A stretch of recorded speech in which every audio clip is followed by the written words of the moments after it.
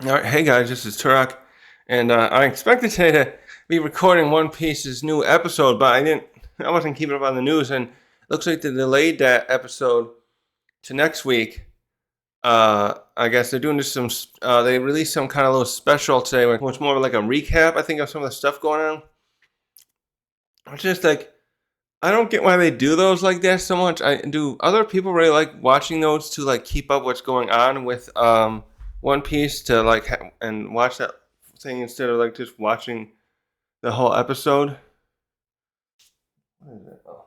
So, anyways, instead, I today I forgot the official One Piece new manga chapter came out 1148. So I'll be recording that instead. And this is a nice day to do it. Just like, it's just satisfying now because I just finally caught up on putting out all my chapter reviews. Because as I said in other videos too, like since February I had fallen behind. So from like chapter 1141 until 47, what was that? 40 was the first one. Whatever one came out in February, right around Valentine's Day, I could not record for a long time there because of the because my voice was like this. I'm having a problem again today for some reason. I'm having a sinus problem. But when I was sick, for the first 4 days, I was like just so sick. I was just sleeping. And afterward, was having a similar throat problem to the one I'm having today. Well, this one's probably though likely from the allergies. Instead, there's like a lot of pollen blowing around where I am at, and so anyways, we're gonna catch up now. I'm waiting like I'm gonna iterate again. Read it. I'm waiting now for the official chapter releases to do the instead of the unofficial ones because I've always had a hard time with these unofficial ones here to the to these because I always get some of this confused with what they're saying, and I find the official translations to be better in some of the wording than certain things. I can't think of a good example right now, but last years I've been, especially with even with the egghead ones, with these LBF chapters, I noticed there were some translations that like when I recorded my reviews, I was confused by what they were saying, and then it would make more sense once the official version came out a few days later. Because I was usually recording on Friday, and then they come out on a Sunday here. So even though I like watching these other big channels like Teching and what's the other guy, Lightning, what's his name, King of Lightning? I forget his name. It's like I would think they'd want to wait also for the official translation. I don't. Well, Teching sometimes does like a post thing where he talks over the things that were wrong, but like, yeah, I'd rather myself just wait to wait a minute. I'm gonna put this over here and this. So, anyways, the last chapter was where are we here? In the last chapter, Summers and Killingham got the transponder snail, and it's a different type that the Albath citizens use to communicate to each other, and it's so Killingham's over at the school with Angie.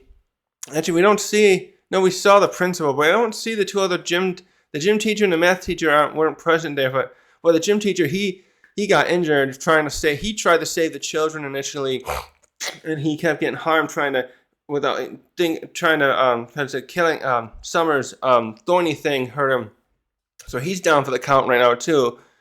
Good on him for trying so hard, but like his efforts just like harmed him. He did. I guess no one. Again, I was thinking like, why didn't someone know hockey? Like, why didn't Saul try hockey to try and do it? But at the same time, I was thinking about how these guys can regenerate, and no one seems to be able to harm them. I'm wondering if you need better hockey, anyways, to more than just basic hockey. Now, the baseline one we've had since that we've seen Luffy and others use since the time skip, and we know others had it before. Obviously,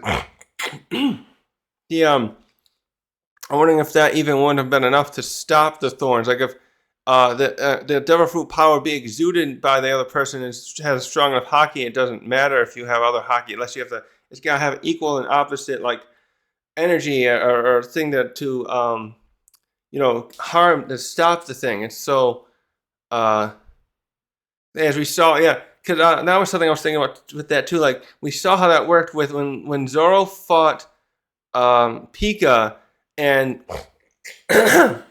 in their final clash, when Zoro had cornered Pika, Pika hockeyed his whole body and thought he was strong enough to deflect Zoro's swords. But we saw that Zoro's hockey was so good with his sword, and that he was able to exude on his swords that he cut down Pika easily. I think it was easily, but he certainly, it was stronger than Pika expected. But we'll have to see how that goes out. But yeah, how that will work. Because there's something at the end of the chapter relating to today that makes me think this is true. That was just something else with the hockey, but I'll get there. In the meantime, Killingham is there with holding his own little walkie-talkie snail, his transponder snail. Killingham's on the Summers is on the other end, and he's taking the children to a spot so that he can he's gonna try to force the Jarl to give up and concede the sovereignty of Elbath to the world government, because they want to have them as I was calling them mercenaries, but I think auxiliary is the right term. I remember that term when I was reading up on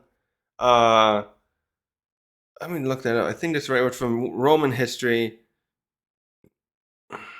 Auxiliary troops. Let's see.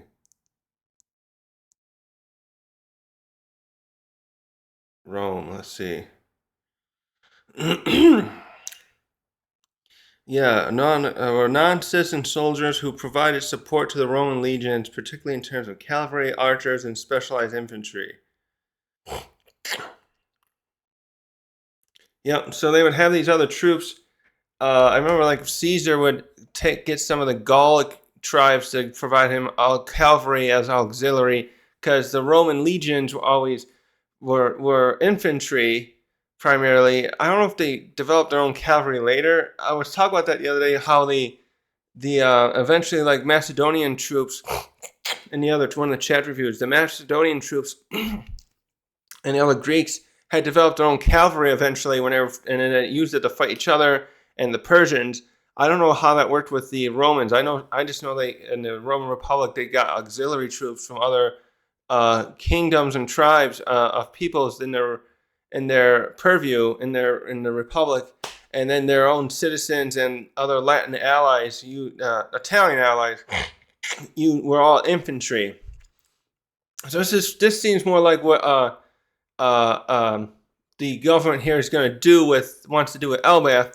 They want the Elbathian troops to submit to the world government in a way, so like that, and then their troops will be at their beck and call as auxiliaries to fight.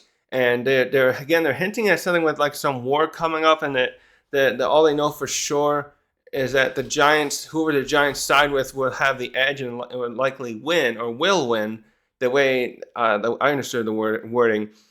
So anyways, yeah, Killingham and Summers are going to try to get the Giants to submit forcibly, because they know the Giants don't want to give up their sovereignty. They're independent of being not being allied with the world government. Like that a little bit. Okay. So at the end they're about Angie was pleading with them to not do this, because they want to also make them burn down the library. And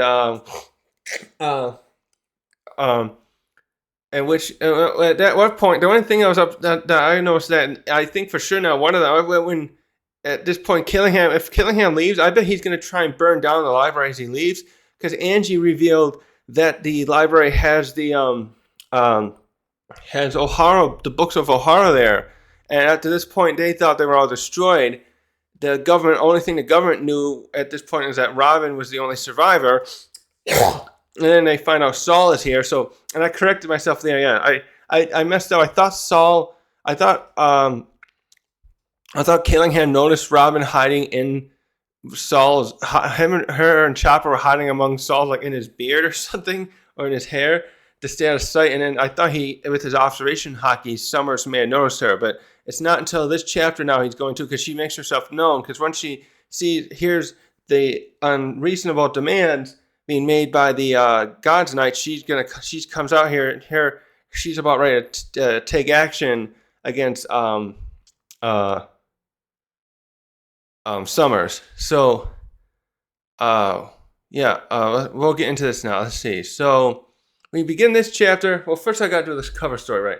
So, the cover story, we're on chapter 1, let's see. Volume 33. We're on number 33 of this cover story. And, wait, which character was that again? I forgot to look this up. Hold on. So we continue with Yamato's story. Now she's leaving. What region was that in? Cat's trying to get in. Hold on. In the last cover story we saw, I was just trying to look where the region they're in again. They're in Udon.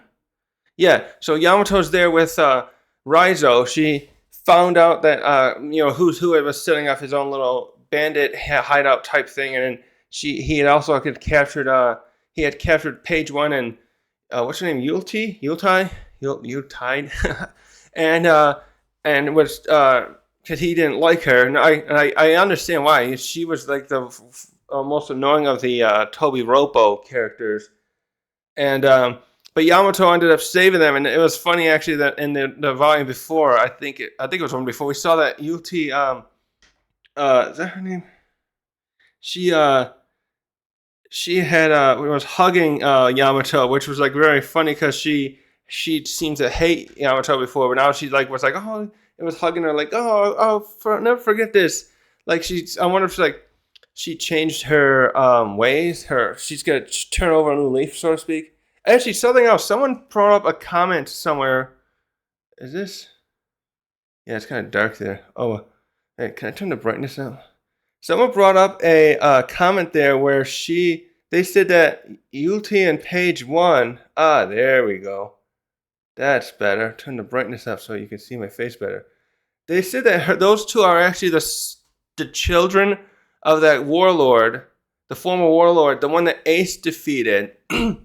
We saw that thing in the Kuma's flashback that the Ace defeated a warlord, and so he was removed from being a privateer of the government, and then that's where they put Kuma in there after Saturn, conscripted him, saying, hey, because he had overheard Vegapung's deal there and said, no, I'm going to get a piece of this.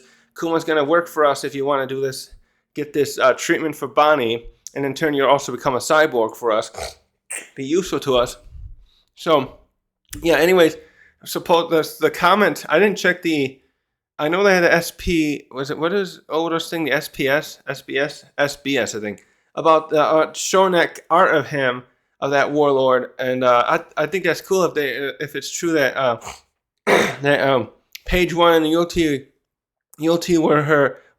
are his children. But I'm wondering where he is now. He just kind of walked off in shame after being defeated by Ace. So we never saw him. We haven't seen him at all in the story. We just heard that. We found out only that he was defeated through. We saw in a flashback he was defeated, and then they put Kuma in his place. And then I just heard that comment. And then we just have Yuti and Page One, who are also, because Kaido recruited all these ancient zone users into his crew, and he's got the mythical zone, kind of like creating a tier list there where Kaido. Yeah, I don't think Kaido even had any regular zones per se, other than just these smile artificial ones. He didn't have any, because we got, who are the other major zones? We got Chopper. Well, Chopper's is technically mythical, right? We got what the heck? We got Lucci and the other CV9 agents, and we got what's his name? I can't think of his name. He's the leader of Drum Island now.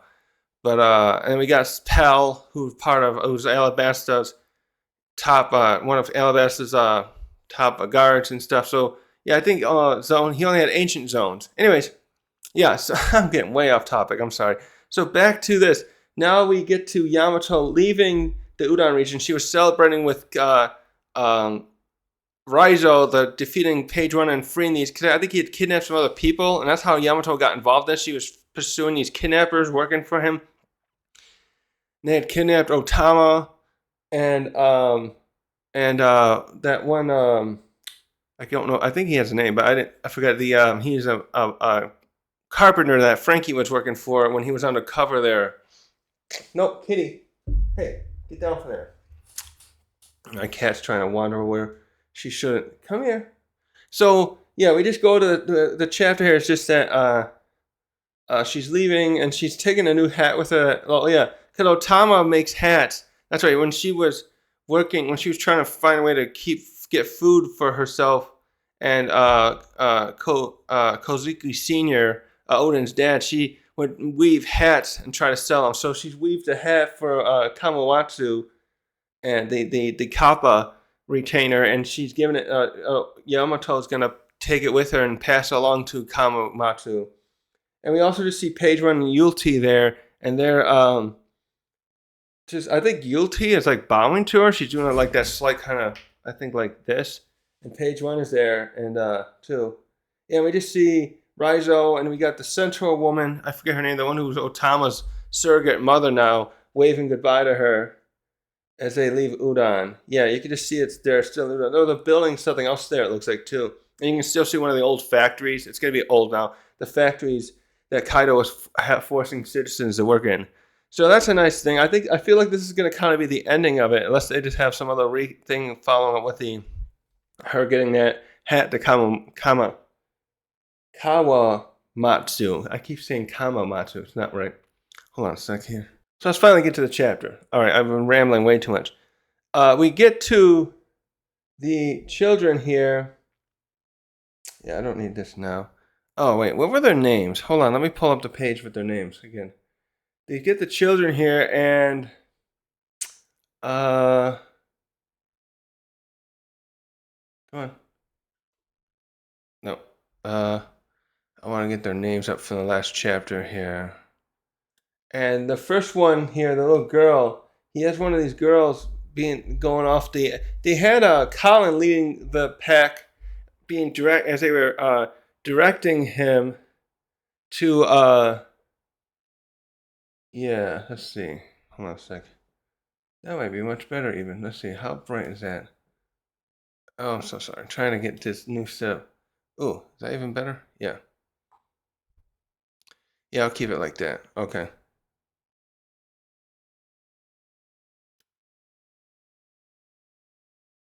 Now I gotta know where to put this now. I need to get a lamp over here. I should like see if I can memorize this. No, as long as I say recording, I'll just leave it alone. Yeah. So we switch to they have Ranja. This chapter I think is named for her. She's the one. She was the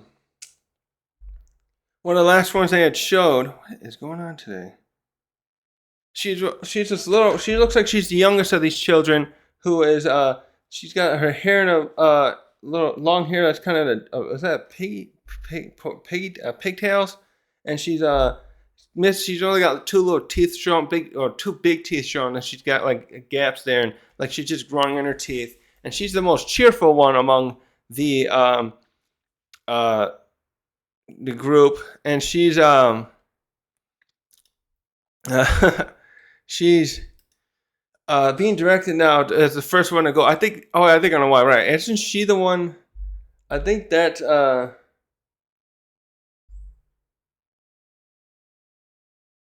was she the one? Who was the one that? No, Yilva's his daughter. I was thinking that's one. I forgot. I was getting her mixed up with Yilva as being Chief Yarl's great granddaughter. But this one is one of the, I think we saw her father. Her father is shown in here. I don't know if we get a name for him. He was one of the other. I'm looking at that other panel there. He's one of the other people in the Western Village father that we saw there, and so she's been directed first. What they did now is they took the arrow, put it over the edge of the branch with a because these branches hang over the underworld. Where she's put what's happening here is Gunko has it going out like a plank. Yeah. So they're literally gonna have them walk the plank down to the underworld to their death if they don't, and using this method here now to what do you call it? Get the Jarl and the others to concede their country, like to give up their rights and stuff. Because they were originally, before that, they were going to do the thing where when the fire was still going there, Loki had caused, they were going to walk some of the kids into there to just let them die and then get them that way. But now they're just going to do it this way. And so they just, they came up with a backup plan very quickly. Let's see here now. So she's all like, "Oh, it's okay, guys." Everyone's like saying to her, "Where you going? Don't go over there." But like they're like, it's like she can't stop herself. They're all lining up there too, so they should know. But they're all still trying anyway. It's like, don't go over there.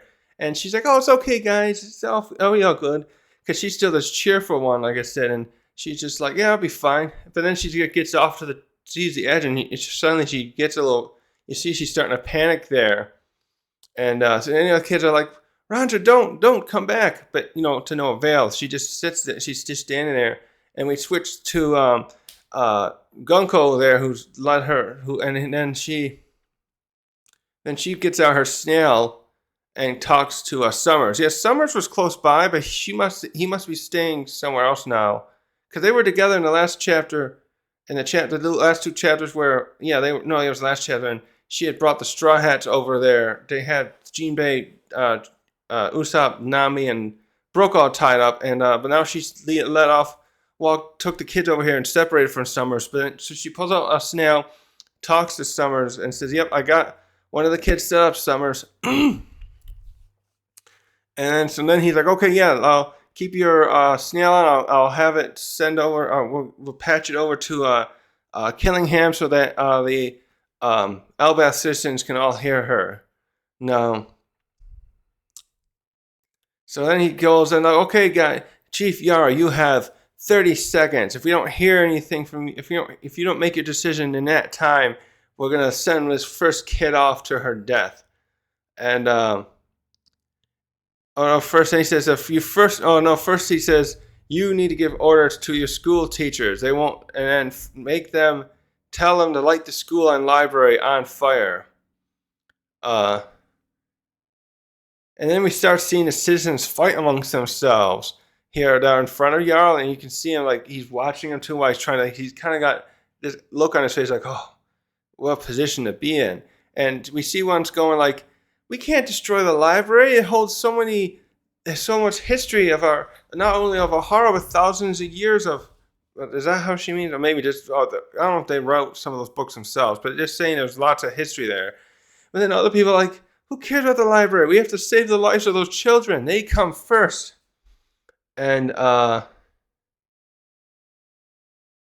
then the other point, then someone else chimes in like, "The conditions aren't the issue. Like this is a major. This will be a major turning point for us. We're gonna.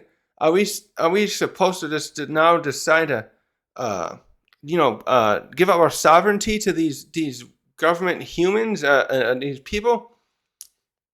And then the other people, the ones defending, want to save the children, like, "Oh, so we're just gonna let the children die just to prove a point and keep our sovereignty?" Actually, I just noticed too, this one who seems to be the one who's talking about like saying, "Hey, we can't give up our sovereignty." He looks more like Caribou. Oda kind of drew him in the same way like Caribou would look. He's got that same eyebrow appearance. It's funny how sometimes he has some characters just so happen to look similar. It's obviously one of the giants because Caribou's with Blackbeard now. So yeah, he's fighting. They're all fighting amongst each other about whether or not to, destroy the library or save the kids. And the other guy's pointing out, like, if we do this, we're giving up our sovereignty to the world government. And I'm guessing in general, of course, they wouldn't want to give up their sovereignty, but they're like, what do you call it? I wonder how much they know the world government is horrible thing to be underneath, because then they're going to have to pay tribute. They'll probably be forced to anyways. Or maybe they wouldn't. The main thing Killingham is just saying to them is that we want you to, we need you as our, I have that over there. No, we're going to put that. Yeah. We can do that. No? No, let's go like that. Yeah, there we go. We need their they want them for the auxiliary the military aspect only. I don't care so much as if they're able to get any kind of taxes out of them. So yeah, while they're arguing over that, we switch to Robin and Chopper now, and now Robin's like telling Chopper, "Stay here." And so she's getting ready to go out there, and Chopper, I don't know if she's explicitly said it to Chopper, but he's figured it out, and he's like, "You can't go out there and fight them. We have no idea even what their powers can do. You're going in blind." And then she's like, "I don't care. I have to. This is." She kind of just says, "My emotions are making me want to do this. I have to go out there." And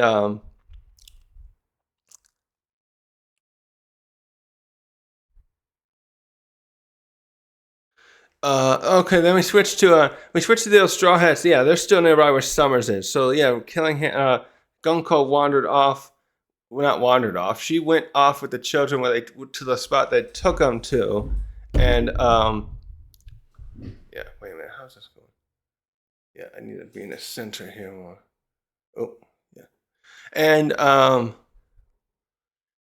yeah, Nami's there hearing what's happening, and she yells over to Summers like, "Wait, are you insane trying to kill children? Uh, even those other worse heinous and terrible criminals wouldn't take children hostage."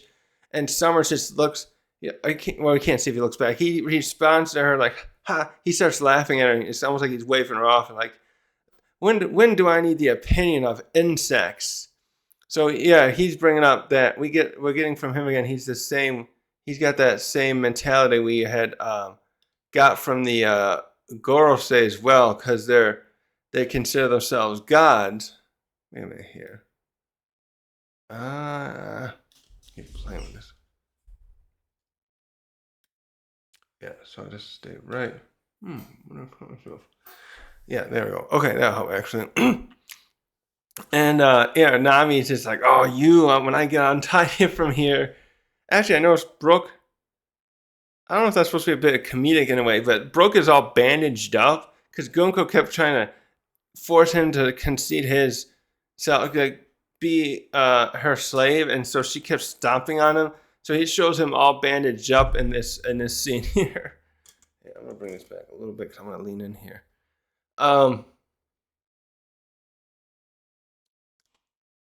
So now we go to, wait a minute, yeah.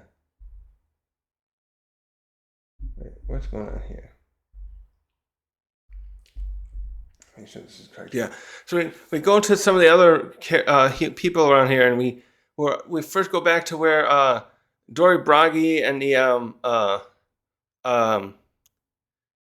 we got Ripley and Frank and everyone, and they're strategizing. Hold on here. Stop. Yeah. We got Frankie is getting ready to go.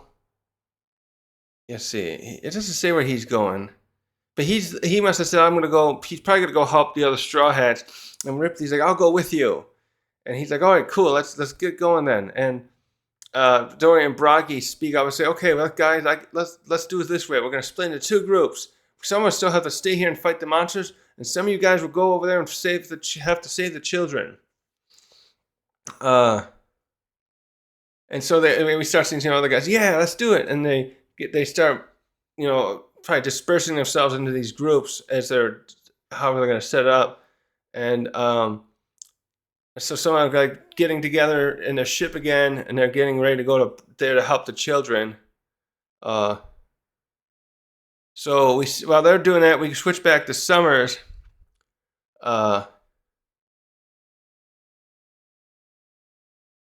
yeah, this asshole. So he's like, yeah. And so Summer says, when you burn down that, he's basically saying, no, it says it a different way. Else you choose to burn down the library. No, he says, when you burn that down, you leave. Do not try to take a single book out of there. We are going to make sure your entire culture and your history is destroyed. Well, I'm paraphrasing how he said that a little bit again, but he's trying to say you're gonna just do what we want. Yeah, this is definitely even more cruel than really what they do other nations. Got Alabasta and other places. Well, no, they don't want them really, because they don't want to know the history of the poneglyphs, but like they're trying to just force them to It's kind of, I'm thinking again like how other nations have been uh when like Caesar, for example, went into Gaul, and they'd technically in that same situation, they would, if Rome went into other places and took over, they would not uh, allow them to still, pray to their gods, do their own little business, unless it got in the way of them uh, paying their taxes and doing what Rome wants at the end of the day. And then they would have to come in there and they'd start like tell them, no, you can't do this anymore. It's causing us problems. This is kind of the same mentality here that they're doing right away. It's saying, hey, when you submit to us, you're going to forget all about your crazy history and stuff. You're just going to be warriors and who are at our beck and call again. So as he starts finishing that, this is where Robin jumps out and she attacks him with what's that one called? Senfleur Crashpedia? That's a neat name. So it looks like what she basically did is like a hand jab. Her palm goes out. I don't know if she has it extend out the way Luffy does. It kind of looks like that from this angle of the picture. And she hits oh, I see how she's doing. Yeah, she's growing a bunch of her arms together in the other one. And it looked like it's formed into one giant hand, though. And it slams him right in the face. A very satisfying look, but I doubt it's... So that's happening. We see the other Straw Hats see her there and like, Robin, are you all right?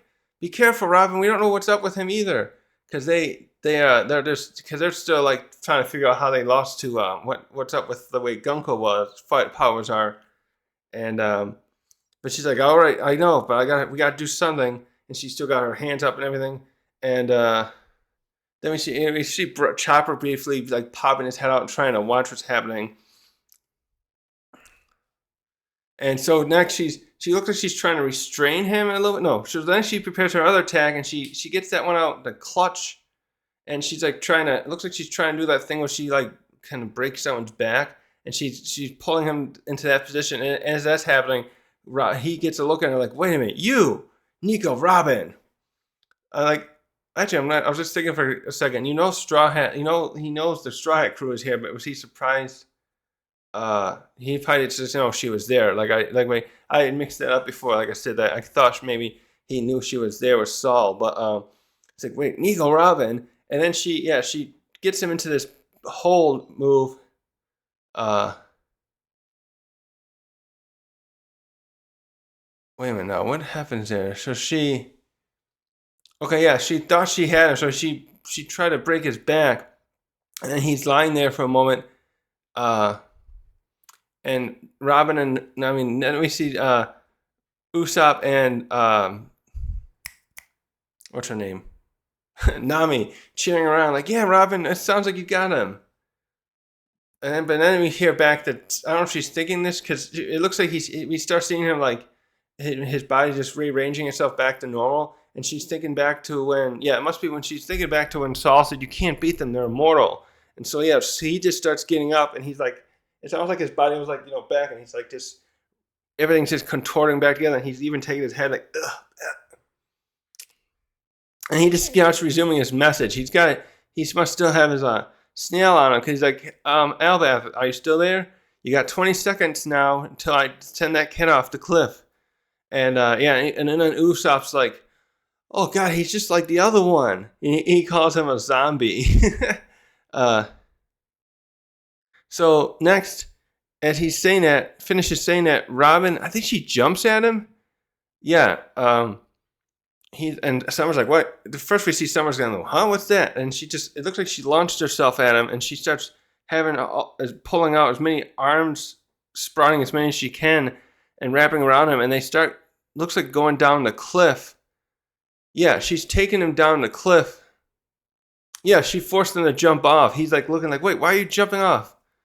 And he's like, he's being silly, he's being dumb. He's like, and he says like, oh, you in love with me? That's really nice, but I don't want to leap. I don't want to die with my like this in this kind of position.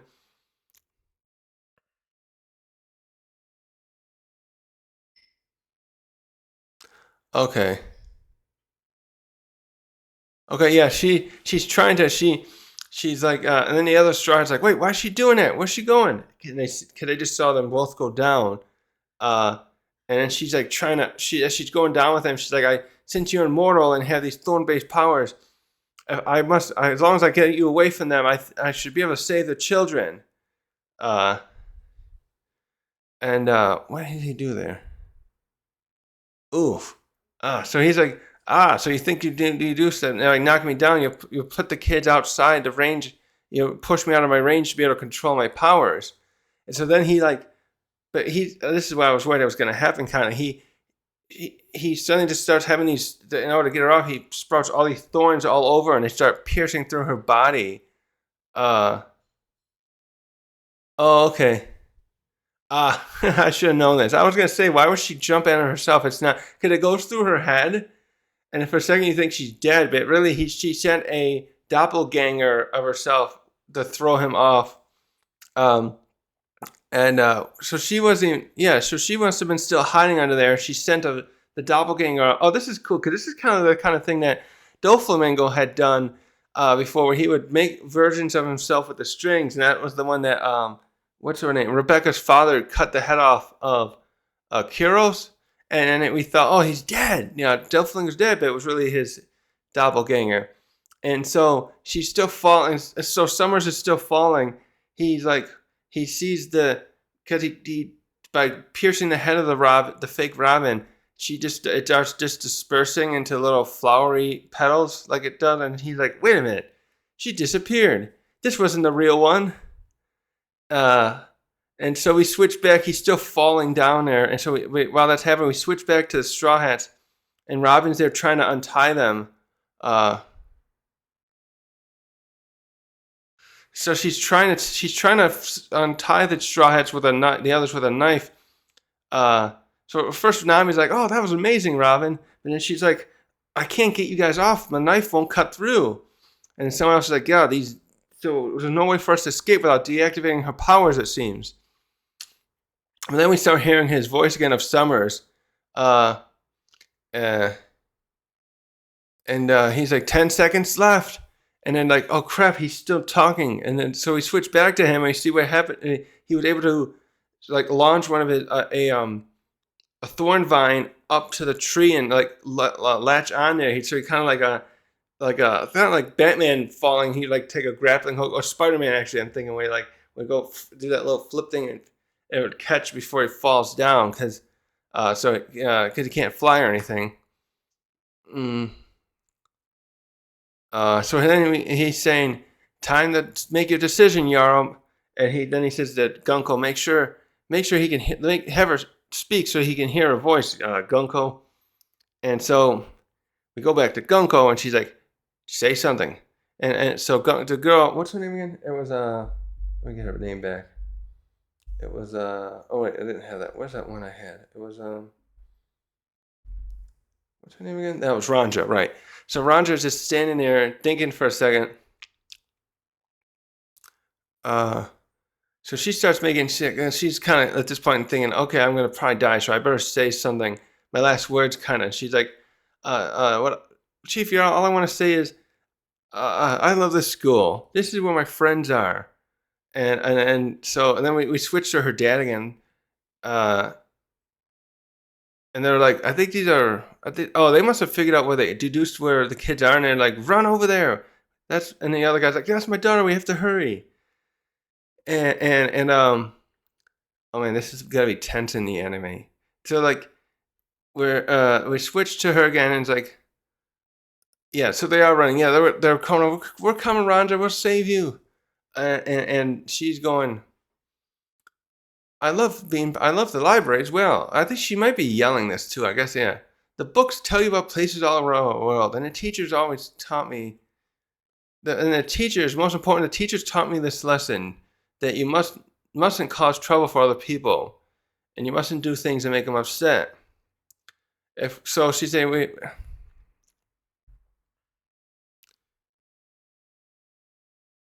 Oh, okay, this is cute. So she's saying, uh, if we lose the library and the school and the library just to save my life, that would make other people upset. She's trying to say like I like that. So she's saying I learned so much from the library and the teachers. We can't just lose them just to save my life. So she said, I think I should fall instead. Don't worry, Chief Yell, I'll be all right. And we switch into the kids. Her other kids are nearby, her friends, and they're like, Ranja, they're hoping that, they're hoping in vain kind of to like stop her from um, getting hurt, falling. And we switch to Jarl and Angie in different shots, seeing them tearing up as they don't, because Jarl still hasn't decided what to do because he doesn't want to lose the library and school. But then he's like, okay, I can't. What do we do? Because he's got a terrible decision here. Uh, and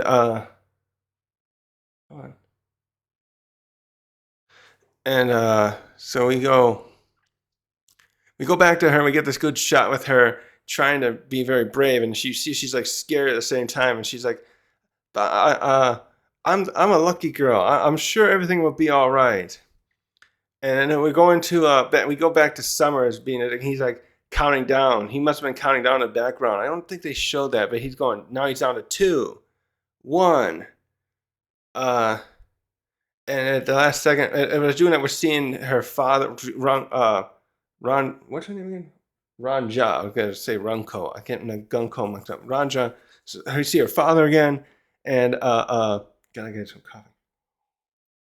It's we're getting to this tense moment here, and we see her father running over there. Some of the others following suit in pursuit, not pursuit, but they're trying to get over there to save her.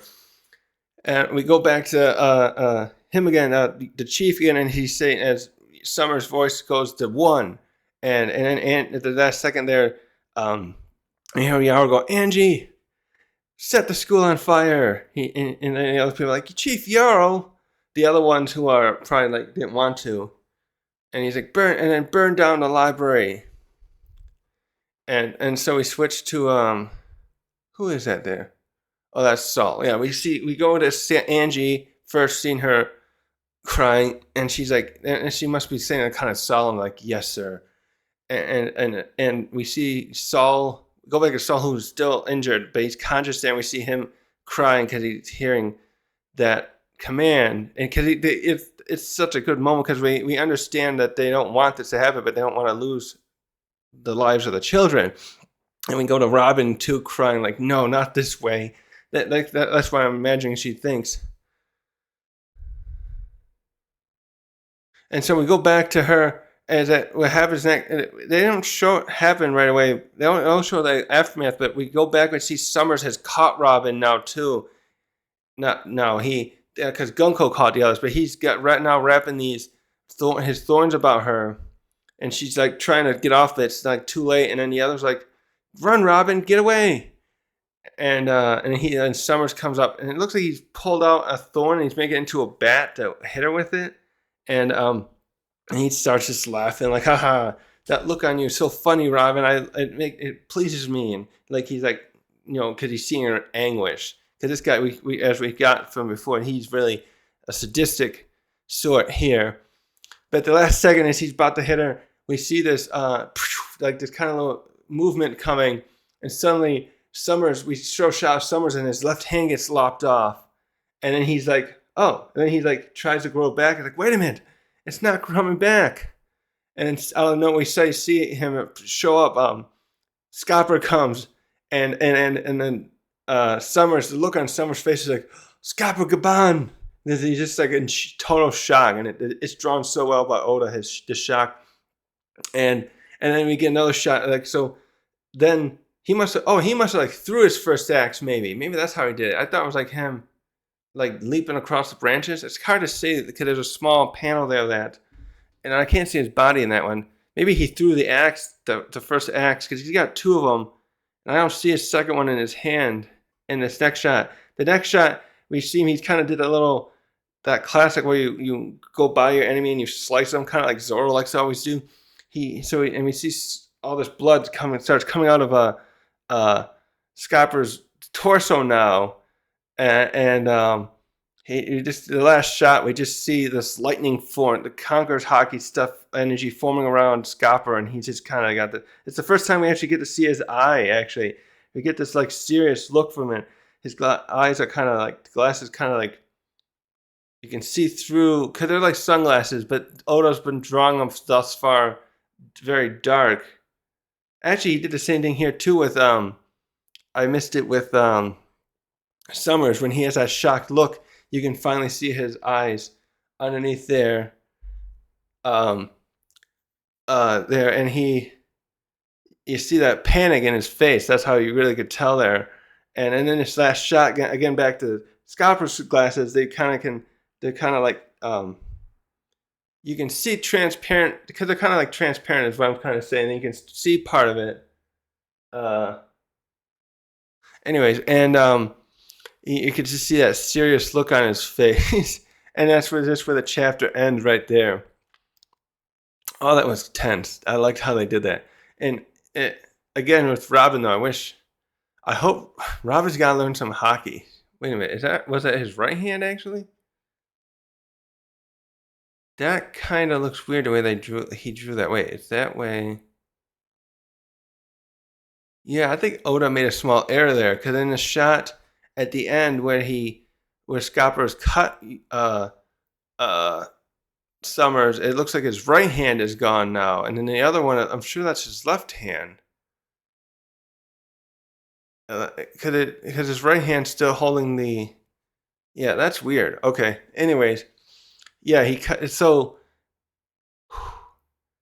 they really, I love how they did that. They really, the whole chapter is just like that. What Robin did was clever, though. I'm trying to think if she'd ever done it before, where she made a doppelganger like that she could control. How did she do that? She sent it out, and she used it to do that first attack, which knocked him off his feet. Then she started having just sprouting stuff over him. Yeah, so the doppelganger was the one standing there at first that the Straw Hat saw. Then it launches itself at him to go down, to try to knock. She was hoping to get him to fall down fast enough so he was out of the range from the children. But then that's when we realized it was the fake one. That was all in one chapter. This is why I can understand why these chapters take so long. You have to put so much in there, and it's just like,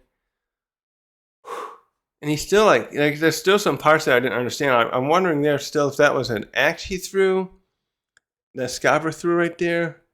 We just see a zoom. It showed like a branch, and then I'm sure that's like him. Yeah, it looks like he's running up, and he must have. I still don't know if he threw the axe, though, because the next shot just goes to Scopper Summers losing one of his hands. And this is the point I really talk about now. What did he do? What did Scopper have there that made Summers' hand not be able to grow back? I'm thinking that there's a third level of hockey here that the story's going to bring out, that even more advanced, as similar to what the second one is, but better, because Luffy had this problem with Kaido at first, where Kaido's hockey was so strong it made him it made it so Luffy couldn't even hurt him at all. Like, it couldn't even if he punched him, and like it didn't. Even if his body looked like he was like reacting, like, oh, it's in pain. It's like it wasn't actually hurting. And then once he did get the advanced hockey, we saw that he could do a punch that would make, because what was the line? It was like from Big One, like, "Oh, you're bleeding. How did that happen?" And we had learned though too in the flashback with Odin that like he knew how to use hockey. He must have had the advanced the second one, and he had used his which attack did he use? He had Enma and its twin Ame. No, I can't remember its name. And he used that attack like it was his Paradise Waterfall. It was one of those attacks like that. I'm thinking of the one he used with Whitebeard, and he's the one who left the scar on Kaido. So, but now when Luffy defeats Kaido, but now he fought the Saturn and the others, and he kept seemingly damage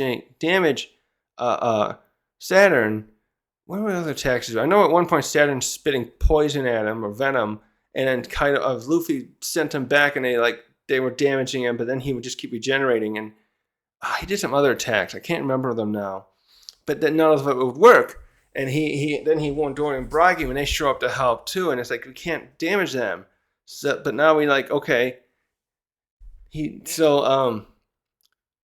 is something I've been thinking about too. When Luffy fights Blackbeard, is he's been using his Devil Fruit, but he's also learning how to use hockey, so he's going to have to rely on that. And I'm wondering if this is a point where he's going to get something now that's going to give him the edge he needs to be able to damage Blackbeard, because we don't know. I'm wondering how strong, we don't know how long strong Blackbeard's become. And then, of course, if he starts using his, unleashing an area effect with his Devil Fruit, Luffy can't turn things into, the ground into rubber, the way he was doing to take advantage of that kind of stuff against, Lucci and Saturn, or Kizaru when he, mostly Kizaru. Or no, mostly with Lucci, the way I saw him. Oh, no, with Kaido, I was going to say. Kaido and Lucci. And with Kaido, he made the ground into a big loop to where he could bounce around, and then he did some other stuff like that with Lucci, and then that won't work when he fights Blackbeard if he covers the ground with the darkness. Actually, when it comes to that too, I wonder if Oda will reference something it was that one of those Soul Reapers in Bleach. He had that the blind guy. He had that Bankai where it created a big dome around himself, and he trapped Kanpachi in there, and then it negates all the not all the senses. It didn't negate touch. I think that was the only weakness they had. It negated sight and hearing, and maybe even smell.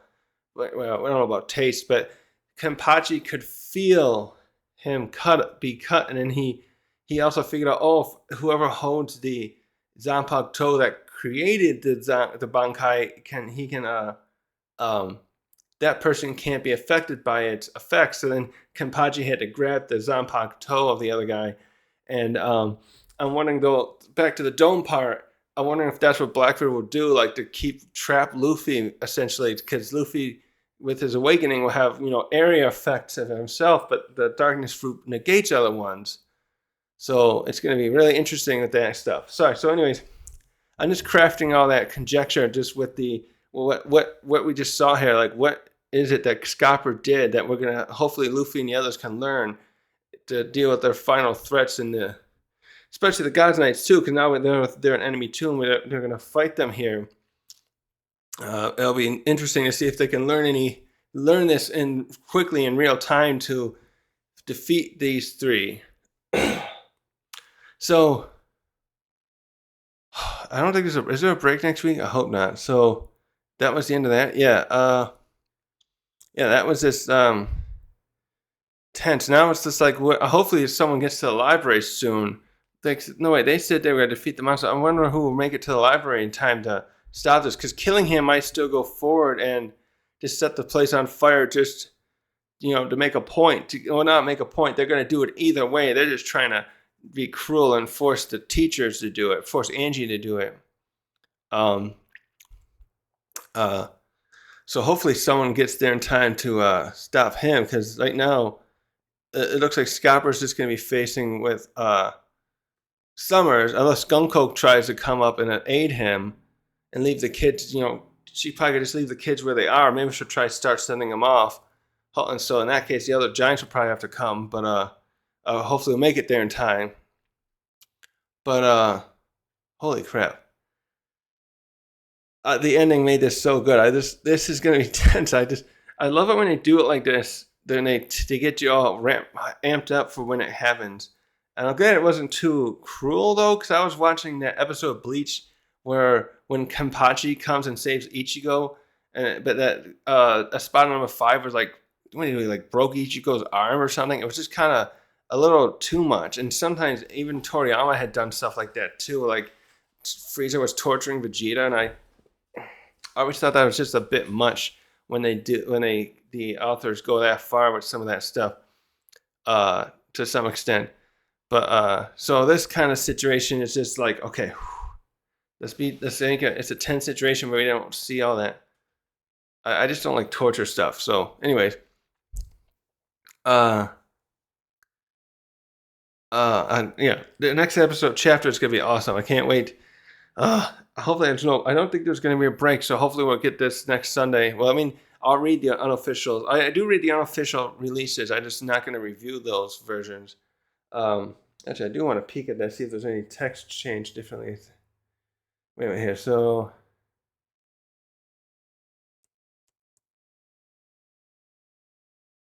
uh, yeah, it looks about the same this time. But hmm.